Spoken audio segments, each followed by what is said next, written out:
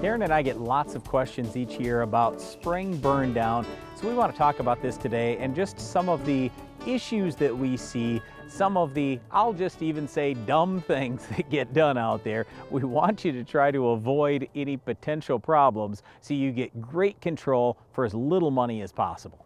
All right, let's start by, before we get into products, talking about weather and how to get these products to really work. Because let's face it, if you're doing a pre-plant burn down or even right after planting burn down, it's probably cold. And if it's cold, all the products that we talk about, they're not going to work as well. So if you can simply wait for a warm up, like let's say for example, it's Monday and it's 50 degrees for a daytime high, but you see Tuesday, Wednesday, and Thursday, it's going to be in the 70s. Why on earth would you be spraying on Monday when it's 50, when you just have to wait a couple of days and it's going to warm up? So that's going to be one of the first things that we look at in order to get any of these products to work well. Hey, and it's not just the temperature that day. We would like to have the day before and the day after also be warm if we can. That's where we get the best performance. You want it warm the day before so that plant gets actively growing. You want it warm the day after so we get good translocation, good movement of that herbicide through the plant. The other big thing we see in the spring is when the weeds are tiny, you don't need 20 gallons of water. And I realize some people out there are going to tell you, oh, you got to use 20 gallons of water. That's ridiculous. Use 3 gallons or 5 gallons. You want smaller spray droplets and you want concentrated droplets. Because here's the thing, on a tiny little weed that's a 1/4 inch tall, how many great big droplets can you stick on there? Either 0 or 1. You want little droplets and they need to be concentrated so you can get a lethal dose into that weed. Let's talk about that gallons per acre piece, Bram, because if you're spraying water, I totally agree with you. However, when you're spraying fertilizer with a pre-emerge herbicide, we see a lot of guys putting out 20 or even 30 gallons of water.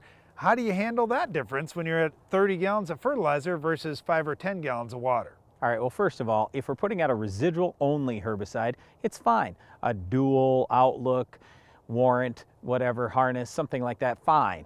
But what we're talking about here is burn down products. Roundup, Gramoxone, Liberty, 2,4-D, dicamba. You can't throw fertilizer with those and have those work exceptionally well many times. You can try it because fertilizer alone will burn down some weeds. So you can try 30, 40 gallons of fertilizer out there with a little herbicide and see what happens. But what we're talking about today is separate from fertilizer. How do you get these burn down herbicides to work?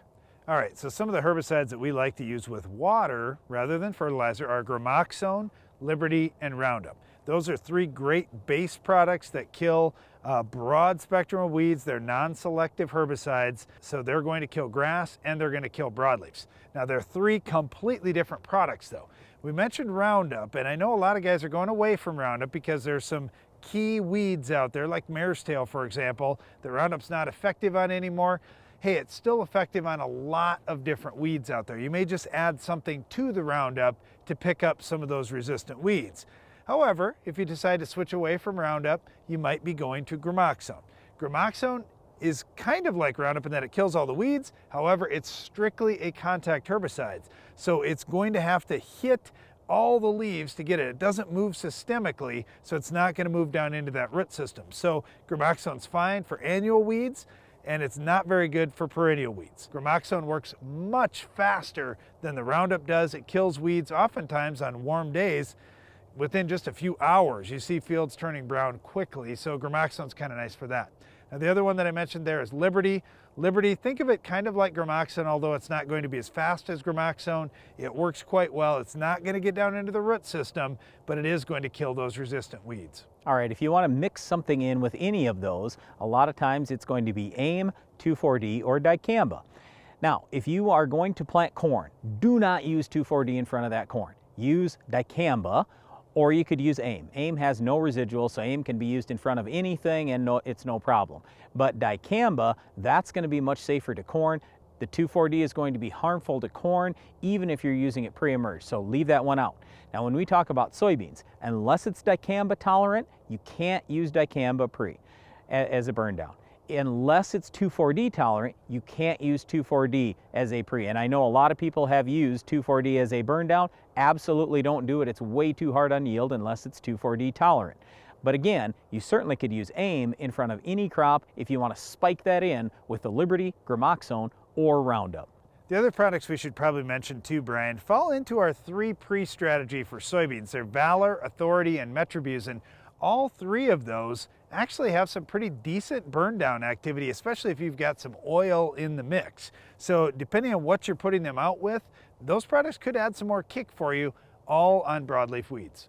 All right, so once again, if you need a burn down this spring, you're probably going to use Gramoxone, Roundup, or Liberty. Roundup is definitely the cheapest, so that's why most people are still going that direction.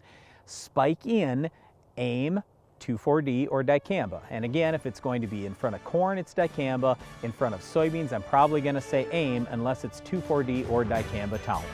Well, there aren't too many products that can control our weed of the week. We'll show you how to stop it coming up next.